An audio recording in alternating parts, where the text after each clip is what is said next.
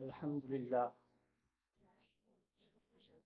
الحمدللہ رب العالمین والصلاة والسلام علی رسولہ الکریم وعلی آلہ واصحابہ اجمعین، اما بعد فاعوذ باللہ من الشیطان الرجیم، بسم اللہ الرحمن الرحیم، رب ادخلنی مدخل صدق واخرجنی مخرج صدق وجعل لي من لدنك سلطانا نصيرا، صدق اللہ العظیم۔ محترم امیر تحریک اسلامی پاکستان، میرے عزیز بھائیوں اور دوستوں، غلبہ دین، اہمیت اور تقاضے کے عنوان پر گفتگو کرنے کے لیے کہا گیا۔ یہ غلبہ دین کیا ہے؟ غلبہ دین کا مطلب ہے دین کا اقتدار، دین کی حکومت، دین کو غالب کرنا اور دین کو انسانی زندگی کے تمام شعبوں پر بالادست بنانا، یہ دین اسلام کا مقصد ہے اور اللہ تعالیٰ کا حکم بھی یہی ہے۔ اللہ تعالیٰ نے حضور نبی کریم صلی اللہ علیہ وآلہ وسلم کو جزیرہ نماء عرب میں آخری نبی کے طور پر مبعوث کیا اور آپ کی بعثت کا مقصد بیان کرتے ہوئے اللہ تعالیٰ نے ارشاد فرمایا کہ والذی ارسل رسولہ بالہدی ودین الحق لیظہرہ علی الدین کلہ وکفی باللہ شہیدا۔ اس کا ترجمہ یہ ہے کہ اللہ وہ ہے کہ جس نے اپنے رسول کو ہدایت اور دین حق کے ساتھ بھیجا،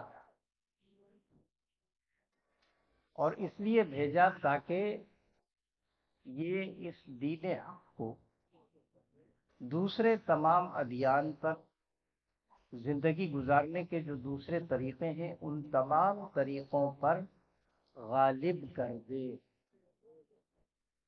اس میں لفظ ہے لیظہرہ، تاکہ اس کو ظاہر کر دے۔ ظاہر کرنے کے معنی عربی میں یہ ہے کہ اس کو غلبہ عطا کر دے، اس کو حاکم بنا دے، اس کو زبردست بنا دے، اور تمام لوگ اور زندگی کے تمام شعبے اس کے ماتحت آ جائیں۔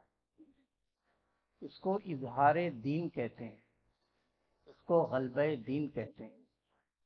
تو نبی صلی اللہ علیہ وسلم کو دنیا میں آخری نبی کے طور پر بھیجنے کا مقصد اس آیت کے ذریعے یہ معلوم ہوا کہ دین کو، اللہ تعالیٰ کے دین کو، کہ جسے اس نے الاسلام کہا ہے، ان الدین عند اللہ الاسلام، بے شک دین تو اللہ کے نزدیک اسلام ہی ہے۔ دین کے معنی ہے یہاں زندگی گزارنے کا طریقہ، نظام اطاعت، کسی کے پیچھے، کسی کو ماننے، کسی کے حکم کے مطابق زندگی گزارنے کا نام دین ہے۔ تو اللہ تعالیٰ یہ چاہتا ہے کہ اس نے دنیا میں جو اشرف المخلوقات کے طور پر انسانوں کو پیدا کیا ہے، تو انسان اس کے دیے ہوئے، اس کے بتائے گئے طریقے کے مطابق اپنی زندگی گزاریں۔ اور وہ طریقہ کیا ہے؟ اسلام یا الاسلام۔ اسلام کے معنی ہوتے ہیں سپردگی، حوالگی، کسی کے حوالے کر دینا، کسی کے سپرد کر دینا، سر تسلیم خم کر لینا، تو اللہ تعالیٰ کے حوالے اپنے آپ کو کر دینا، اللہ تعالیٰ کے سپرد کر دینا، اللہ تعالیٰ کے حکم کے مطابق جیسا کہ اس کے نبیوں نے بتایا ہے اس کے مطابق اپنے آپ کو ڈھالنا، یہ ہے دین اسلام۔ اب اس دین کو دنیا میں غالب کرنا ہے، دنیا میں بالادست بنانا ہے، دنیا میں اس کا اقتدار قائم کرنا ہے، یہ نبی صلی اللہ علیہ وسلم کا مقصد تھا۔ آپ نے ہجرت کے فوراً بعد مدینہ منورہ میں دین اسلام کو غالب کر دیا، اور یہ اللہ تعالیٰ کے حکم کے مطابق، اور اللہ نے فرمایا کہ اس دین کو غالب کرنے میں اللہ تعالیٰ کی گواہی کافی ہے، اللہ تعالیٰ گواہ ہے۔ اور دو اور مقام پر قرآن کریم میں یہی آیت آئی ہے، اور اس کے آخر میں ہے وَلَوْ كَرِهَ الْكَافِرُونَ، چاہے کافروں کو کتنا ہی ناگوار ہو پھر بھی اس کو غالب کرنا ہے۔ وَلَوْ كَرِهَ الْمُشْرِكُونَ، چاہے کافروں مشرکوں کو کتنا ہی ناگوار ہو، کتنا ہی برا لگے، لیکن اس دین کو غالب کرنا ہے۔ نبی صلی اللہ علیہ وآلہ وسلم نے صحابہ کرام کی جماعت کے ساتھ دین کی حاکمیت، دین کا اقتدار غالب کر دیا، قائم کر دیا، اور اس کے بعد صحابہ کرام نے اس کے تسلسل کو جاری رکھا۔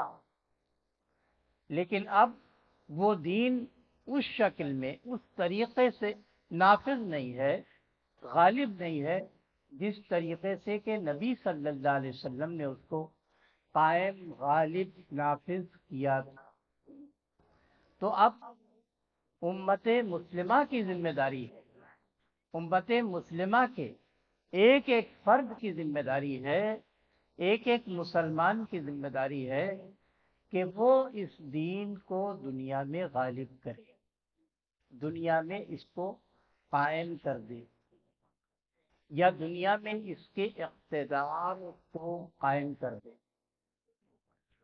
اور اسی بات کو ہم اقامت دین کی اصطلاح سے بیان کرتے ہیں۔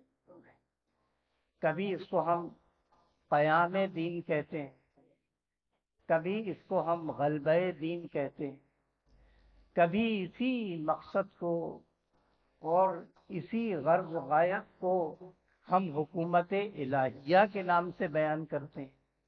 حکومت الہیہ اللہ تعالیٰ کے احکامات کے مطابق حکومت کا قیام، اور اللہ تعالیٰ کے دین کی غالبیت، اللہ تعالیٰ کے دین کا قیام، اس کا نفاذ، یہ اب ہر مسلمان کی ذمہ داری ہے، میری، آپ کی، ہر مسلمان مرد کی، ہر مسلمان خاتون کی یہ ذمہ داری ہے کہ وہ غلبہ دین کے لیے کوشش کرے۔ تو اب اسی مقصد کو حاصل کرنے کے لیے تحریک اسلامی پاکستان کا قیام عمل میں آیا۔ تحریک اسلامی پاکستان کا مقصد کیا ہے؟ جو اس کے دستور میں نصب العین کے طور پر بیان کیا گیا ہے کہ ہمارا مقصد یہ ہے، ہمارا نصب العین یہ ہے کہ ہم اس دنیا میں اللہ کے دین کی حکومت، حکومت الہیہ یا اقامت دین کا کام کرنا چاہتے ہیں، اور آخرت میں اس کام کے ذریعے سے ہم اللہ تعالیٰ کی رضا چاہتے ہیں، اللہ تعالیٰ کی خوشنودی ہمارا مقصود ہے، یہ ہمارا منتہائی مقصود ہے۔ نبی صلی اللہ علیہ وسلم بھی جب ہجرت فرما رہے تھے تو اللہ تعالیٰ نے ان کو یہ دعا سکھائی کہ اس طرح کہو، رب ادخلنی مدخل صدق، اے میرے رب مجھے سچائی کے ساتھ یہاں داخل کر، اس شہر میں داخل کر۔ رب ادخلنی مدخل صدق واخرجنی مخرج صدق، اور مجھے اگر نکال تو سچائی کے ساتھ نکال، اور وجعلی من لدنکا سلطانا نصیرا، اور ایک مددگار اقتدار کے ساتھ ایک مددگار اقتدار مجھ کو عطا فرما، ایک ایسا اقتدار عطا فرما جو میرے مقصد میں ممد و معاون بن سکے، مددگار بن سکے۔ تو اللہ تعالیٰ نے انہیں مدینے کی ریاست عطا کر دی، مدینے کی حکومت عطا کر دی، اور اسلامی حکومت کا قیام عمل میں آیا۔ تو نبی صلی اللہ علیہ وسلم کے ذریعے سے اب یہ مقصد ہم کو منتقل ہوا، صحابہ اکرام کے ذریعے ہم تک یہ مقصد پہنچا ہے۔ اب اس مقصد کو کس طرح حاصل کرنا ہے؟ یہ مقصد الگ الگ رہ کر حاصل نہیں کیا جاتا، انفرادی طور پر اس مقصد کو حاصل نہیں کیا جاتا۔ اس مقصد کے حصول کے لیے اجتماعی جد و جہد کی ضرورت ہے، مل کر کچھ افراد، کچھ لوگ مل کر اور منضبط طریقے سے، نظم و ضبط کے ساتھ اور اصولوں کی پابندی کرتے ہوئے اس کام کو حاصل کرنے کی کوشش کریں، اس مقصد کو حاصل کرنے کی کوشش کریں۔ اسی غرض سے یہ جماعت یا یہ تحریک قائم کی گئی ہے، اور آپ کو بھی یہاں جمع کرنے کا مقصد یہ ہے کہ آپ اس غرض و غایت کو سمجھیں اور اس کو بھی زندگی کا مقصد بنائیں۔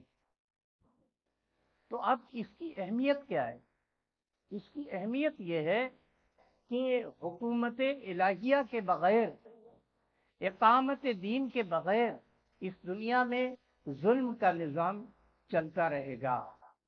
اس دنیا میں انسانوں کو کبھی ان کے حقوق نہیں ملیں گے، اس دنیا میں اصل امن و امان قائم نہیں ہو سکے گا جب تک کہ حکومت الہیہ قائم نہ ہو جائے، جب تک اس دنیا میں اللہ تعالیٰ کا اقتدار قائم نہ ہو جائے، اس وقت تک انسان کو اس کی زندگی کا مقصد اور اس کی زندگی میں جو امن اور سلامتی ہے، اور اس کی زندگی کے اندر جو ایک انضباط ہے، جو قانون کی پابندی ہے، اور اس کے ذریعے سے جو سکون ہے، وہ حاصل نہیں ہو سکتا جب تک کہ حکومت الہیہ کا قیام عمل میں نہ آئے۔ یہ اس کی اہمیت ہے۔ نبی صلی اللہ علیہ وسلم نے مدینے میں جب حکومت الہیہ قائم کی اور مدینے کی ریاست بنائی تو اس وقت ہر شخص کو اس کا حق حاصل ہو گیا، ظلم کے نظام کا خاتمہ ہو گیا، عدل اور اعتدال کا نظام قائم ہو گیا۔ آج دنیا کو دوبارہ اس بات کی ضرورت ہے کہ یہاں پر امن کا نظام قائم کیا جائے، یہاں پر عدل کا نظام قائم کیا جائے، یہاں پر اعتدال اور توازن کا نظام قائم کیا جائے۔ لیکن یہ صرف تقریروں کے ذریعے حاصل نہیں ہو سکتا، یا تقریریں سن کر حاصل نہیں ہو سکتا۔ اس کے لیے اپنے آپ کو ہمیں پابند کرنا ہوگا، کسی نظام کے تحت اپنے آپ کو ڈھالنا ہوگا، کسی جماعت کے تحت اپنے آپ کو منظم کرنا ہوگا۔ ہر آدمی الگ الگ رہ کر انفرادی طور پر اس مقصد کو حاصل نہیں کر سکتا۔ اس کے لیے باقاعدہ ایک سسٹم بنانے کی ضرورت ہے، اس سسٹم کے مطابق جد و جہد کرنے کی ضرورت ہے، اور اسی جد و جہد کو چلانے کے لیے اور اسی جد و جہد کو جاری رکھنے کے لیے یہ تحریک آپ کے سامنے موجود ہے۔ اب اس کے تقاضے کیا ہیں؟ اس کے تقاضے تو بہت سارے ہیں۔ سب سے پہلا تقاضا تو یہ ہے کہ ایک ایک مسلمان تک اقامت دین، غلبہ دین، نفاذ دین کا شعور پہنچایا جائے۔ ایک ایک مسلمان کو بتایا جائے کہ غلبہ دین کا مطلب کیا ہے، اقامت دین کا مفہوم کیا ہے، اور اظہار دین میں کیا مفاہیم پوشیدہ ہیں۔ اس کے لیے دعوت کی ضرورت ہے، اس کے لیے تبلیغ کی ضرورت ہے، اس کے لیے اپنے آپ کو لگانے اور اپنے آپ کو کھپانے کی ضرورت ہے۔ یہ سال میں ایک دفعہ جمع ہو کر یا مہینے میں ایک دفعہ جمع ہو کر یہ مقصد حاصل نہیں ہو سکتا۔ اس کے لیے تو مسلسل 24 گھنٹوں میں کچھ وقت نکالنا ہے، ہفتے میں کچھ وقت نکالنا ہے، اور مسلسل اس کام میں اپنے آپ کو لگا کے رکھنا ہے۔ یہ مقصد اس کے بغیر حاصل نہیں ہو سکتا۔ جس طرح سے کہ نماز کے قیام کو، زکوٰۃ کے قیام کو اسلامی حکومت کا فرض قرار دیا گیا ہے۔ سورہ حج میں اللہ تعالیٰ نے ارشاد فرمایا کہ الذین ان مکناہم فی الارض اقاموا الصلاۃ وآتوا الزکاۃ وامروا بالمعروف ونہوا عن المنکر وللہ عاقبۃ الامور۔ یہ مسلمان جو ہیں، ہم جب ان کو زمین پر اقتدار دیں گے، یا زمین پر جب ہم ان کو اقتدار دیتے ہیں، تو پھر یہ کیا کام کرتے ہیں؟ اقام الصلاۃ، صلاۃ کا نظام قائم کرتے ہیں۔ یعنی اسلامی حکومت کا پہلا فرض اس آیت کے ذریعے کیا بیان کیا گیا کہ صلاۃ کے نظام کو، نماز کے نظام کو حکومت کے ذریعے قائم کیا جائے گا۔ وآتوا الزکاۃ، اور زکوٰۃ دینے، زکوٰۃ کو تقسیم کرنے کا نظام اسلامی حکومت کے ذریعے کیا جائے گا، اور نیکیوں کو پھیلانے اور نیکیوں کا حکم دینے اور نیکیوں کے فروغ کے لیے یہ جماعت کام کرے گی، یہ حکومت کام کرے گی، اور برائیوں سے روکے گی، برائیوں کا قلع خامہ کرے گی، برائیوں کے سرچشمے کو بند کرے گی۔ یہ حکومت کے 4 فرائض بیان کیے گئے ہیں۔ اب جب حکومت ہی قائم نہیں ہے، اسلامی حکومت ہی کہیں قائم نہیں ہے، ایک معیاری اسلامی حکومت قائم نہیں ہے، تو یہ 4 طریقے کے نظام کس طرح سے بنیں گے، جن میں یہ 4 پوائنٹس بیان کیے گئے ہیں: اقامت صلاۃ، ایتاء زکوٰۃ، اور امر بالمعروف اور نہی عن المنکر۔ یہ 4 فرائض حکومت کے بیان کیے گئے ہیں۔ جب کوئی حکومت ہی نہیں ہوگی تو پھر یہ 4 فرائض یا 4 کام کس طرح سے انجام دیے جائیں گے؟ تو شاہ ولی اللہ صاحب محدث دہلوی نے لکھا ہے کہ یہ جو اسلامی حکومت کا قیام ہے، یہ جو غلبہ دین کا کام ہے، یہ اہم الواجبات میں سے ہے۔ یعنی جتنے واجبات ہیں، جتنے فرائض ہیں، نماز بھی فرض ہے، زکوٰۃ بھی فرض ہے، روزے بھی فرض ہیں، اور حج بھی فرض ہے صاحب استطاعت پر، لیکن ان فرائض کا قیام اور ان فرائض کو دنیا میں قائم کرنا یہ حکومت کے ذریعے سے ہوگا۔ جب وہ حکومت ہی نہیں ہے تو کیسے ہوگا یہ سارا نظام؟ تو اس لیے سب سے اہم فرض یہ قرار پاتا ہے کہ اس حکومت کو قائم کرنے کے لیے اور اقتدار کے اس نظام کو قائم کرنے کے لیے مسلمان اجتماعی طور پر اٹھ کھڑے ہوں اور اس کے لیے کوشش کریں۔ اس کے بغیر دین کے نظام کو ہم قائم نہیں کر سکتے، اور دین کی حاکمیت دنیا میں قائم نہیں کر سکتے۔ یہ سب سے بڑا فرض ہے، ہر مسلمان پر یہ فرض عائد ہوتا ہے کہ وہ اس کام کے لیے اپنے آپ کو لگائے اور اس کام کی کوشش کرے۔ اب بتائیے کہ آپ لوگ یہ سمجھتے ہیں کہ سال میں ایک مرتبہ یہاں جمع ہو کر، مہینے میں ایک مرتبہ 2 گھنٹے دے کر آپ یہ مقصد حاصل کر سکتے ہیں؟ مقصد کے لیے تو لگاتار ہم مسلسل جد و جہد کی ضرورت ہے۔ تحریک اسلامی پاکستان نے مسلمان افراد اور خواتین کی تربیت کے لیے ایک باقاعدہ نظام بنا رکھا ہے، اس مقصد کو حاصل کرنے کے لیے، کہ ہفتے میں ایک دفعہ جمع ہونا ہے، یہ کتابیں پڑھنی ہیں، قرآن کریم کا مطالعہ کرنا ہے، حدیث کا مطالعہ کرنا ہے، اسلامی لٹریچر کا مطالعہ کرنا ہے۔ تو کتنے افراد ہیں کہ جو اس سسٹم میں اپنے آپ کو موجود پاتے ہیں؟ اس سسٹم کے مطابق اپنے آپ کو ڈالتے ہیں، اس سسٹم کا پابند بناتے ہیں۔ نماز کی پابندی، نماز باجماعت کی پابندی، فجر کی نماز میں جماعت کی پابندی، تحریک اسلامی کے اجتماعی کارکنان میں ہفتے وار حاضری، اور دوسرے انسانوں تک، دوسرے مسلمانوں تک کہ جو اس مقصد کو سمجھتے نہیں ہیں، اس پیغام کو جو ابھی تک جان نہیں پائے ہیں، ان تک پہنچنا، تبلیغ کرنا، دعوت دینا۔ اس کام میں کتنے لوگ لگے ہوئے ہیں، کتنے لوگ اس کام کو کرتے ہیں؟ یہ تقاضا ہے غلبہ دین کا۔ ان تقاضوں کو ہم کس طرح پورا کر رہے ہیں؟ ہم اپنے مال کو کتنا خرچ کر رہے ہیں؟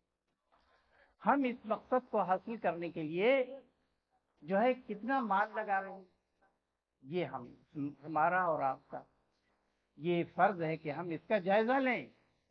یہ اس کے تقاضے ہیں کہ غلبہ دین کے تقاضوں میں سب سے بڑا تقاضا یہ ہے کہ ایک اجتماعیت کے تحت اپنے آپ کو منظم کیا جائے۔ اور تحریک اسلامی پاکستان میں جو تربیت یافتہ لوگ ہیں ان کو رکن کہا جاتا ہے، ارکان کہا جاتا ہے۔ تحریک اسلامی پاکستان ایک فرد کو نیچے سے اٹھا کر پہلے کارکن بناتی ہے، پھر کارکن کے بعد امیدوار رکن، پھر اس کے بعد رکن بناتی ہے، اور جو رکن بن جاتے ہیں وہ تحریک کا حصہ بن جاتے ہیں۔ تحریک میں جو فیصلے ہوتے ہیں اس میں شامل ہوتے ہیں، تحریک کا جو نظام بنتا ہے اس کے فیصلوں میں وہ شامل ہوتے ہیں، تحریک میں ان کی باقاعدہ شمولیت ہو جاتی ہے۔ آپ میں سے کتنے افراد ہیں جو اس نظام کے مطابق اپنے آپ کو ابھی تک ڈھال پائے ہیں؟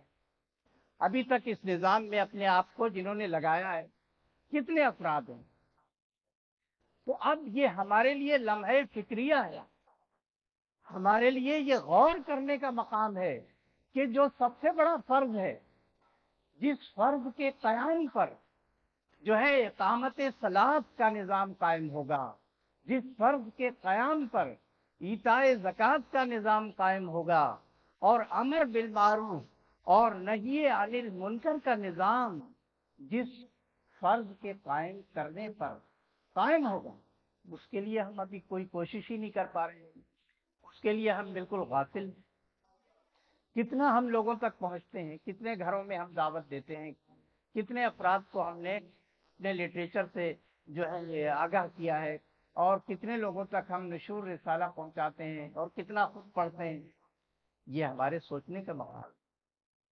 تحریک اسلامی پاکستان اس وقت تک آگے نہیں بڑھ سکتی جب تک کہ آپ اس میں اپنے دل و جان کے ساتھ شامل نہیں ہوں گے، جب تک آپ اپنی کوششیں اس مقصد کے لیے نہیں لگائیں گے، جب تک آپ اپنے اوقات کا ایک بڑا حصہ اس کام کے لیے مخصوص نہیں کریں گے، ان تقاضوں کو اس وقت پورا نہیں کیا جا سکتا۔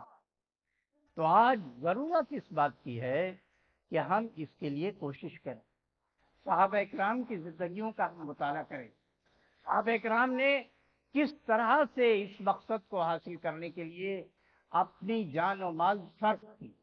جان، مال، وقت، تین چیزوں کا تقاضا ہے۔ اپنی جان، اپنی صلاحیت اس کام کے لیے لگانا، اپنا وقت اس کام کے لیے لگانا، اپنے مال کو اس کام میں صرف کرنا۔ کتنے لوگ اس کام کے لیے اپنے آپ کو تیار کر پائے؟ تو آج ضرورت اس بات کی ہے کہ ہم اقامت دین کے لیے، غلبہ دین کے لیے، حکومت الہیہ کے لیے اپنے آپ کو تیار کریں، اور یہ اسی صورت میں تیار کر سکتے ہیں کہ ہم تحریک اسلامی پاکستان کے سسٹم میں اور اس کے نظام میں اپنے آپ کو ڈھال لیں، اپنے آپ کو اس کا پابند بنا لیں۔ حضرت ابو بکر صدیق رضی اللہ تعالی عنہ نے حضور اکرم صلی اللہ علیہ وآلہ وسلم کے بعد اس نظام کو سنبھالا، اور جب یہ نظام قائم ہو رہا تھا تو اس وقت کچھ قبائل کا یہ خیال تھا کہ زکوٰۃ کی ادائیگی سے ہم کو مستثنیٰ کیا جائے، ہم زکوٰۃ ادا نہیں کر سکیں گے۔ تو حضرت عمر رضی اللہ تعالیٰ عنہ کا دل بھی تھوڑا سا پگھل گیا، کہنے لگے شرفے کے لیے ان کو رعایت دے دی جائے۔ تو حضرت ابو بکر صدیق رضی اللہ تعالیٰ عنہ نے کہا کہ میں تو کسی بھی طور پر ان کو رعایت نہیں دوں گا، جس طرح سے نبی صلی اللہ علیہ وسلم نے ہمیں چھوڑا ہے اس طریقے پر میں اپنے آپ کو قائم رکھوں گا۔ اگر یہ زکوٰۃ میں اونٹ کو باندھنے والی جو رسی ہے، اگر اس رسی کی مقدار کے برابر بھی زکوٰۃ ادا نہیں کریں گے تو میں ان سے جنگ کروں گا، جہاد کروں گا۔ انہوں نے زبردستی جو ہے ان سے زکوٰۃ وصول لی اور اس نظام کو قائم رکھا۔ تو لوگوں کے دل تیار نہیں ہوتے، لوگ نفس سے مغلوب ہو جاتے ہیں، لوگ اپنی خواہشات سے مغلوب ہو جاتے ہیں، لوگوں کی ترجیحات الگ الگ ہوتی ہیں کہ بھائی پہلے یہ کام کر لو، پہلے یہ کام کر لو، بعد میں ہم یہ کام کریں گے۔ ایسا نہیں ہے، اس کو پہلی ترجیح بنانا پڑے گا، اس کو سب سے بڑا مقصد بنانا ہوگا اور اس کے لیے اپنے آپ کو پابند کرنا ہوگا۔ غلبہ دین کی اہمیت، اس کے تقاضے کیا ہیں، یہ میں آپ کے سامنے بیان کرنے کی کوشش کر رہا ہوں۔ اب آپ کا کام یہ ہے کہ آپ اس پر مزید غور کریں اور کس طرح سے آپ اس کام میں اپنے آپ کو لگائیں گے اس کے بارے میں سوچیں۔ اور تحریک اسلامی پاکستان اس وقت ایک ایسی جماعت ہے، ایک ایسی تنظیم ہے کہ جو قرآن اور سنت کی بتائی گئی حدود کے اندر اس کے دائروں میں رہتے ہوئے اس جد و جہد کو انجام دے رہی ہے اور اس کام کو لے کر چل رہی ہے۔ اور بہت سی جماعتیں ہیں کہ جن میں بہت سی باتیں ہیں کہ ہم یہاں پر اس کا اظہار کرنا مناسب نہیں سمجھتے، لیکن اگر آپ مختلف جماعتوں پر، مختلف تحریکوں پر یا مختلف مسالک پر اگر آپ غلبہ دین کے حوالے سے اور نفاذ دین کے حوالے سے اور حکومت الہیہ کے مقصد کے حوالے سے کہ جس کو شاہ ولی اللہ نے اہم الواجبات قرار دیا ہے، اس حوالے سے غور کریں گے تو بہت سی جماعتوں میں بہت سی چیزیں آپ کو نظر آئیں گی جو اس کے مطابق نہیں ہے۔ ہم نے اپنے آپ کو اس کے مطابق بنانے کی کوشش کی ہے۔ آپ ہماری تحریک کا مطالعہ کریں، تنقیدی مطالعہ کریں اور اس مطالعے کے نتیجے میں اگر یہ تحریک آپ کو پسند آتی ہے تو آپ اس تحریک میں شامل ہو جائیں، اس تحریک کے رکن بن جائیں۔ یہ آج غلبہ دین کا سب سے بڑا تقاضا ہے، اس تقاضے کو آپ پورا کرنے کی کوشش کریں۔ اللہ تعالیٰ ہم کو اور آپ کو عمل کرنے کی توفیق عطا فرمائے۔ وآخر دعوانا ان الحمد للہ رب العالمین۔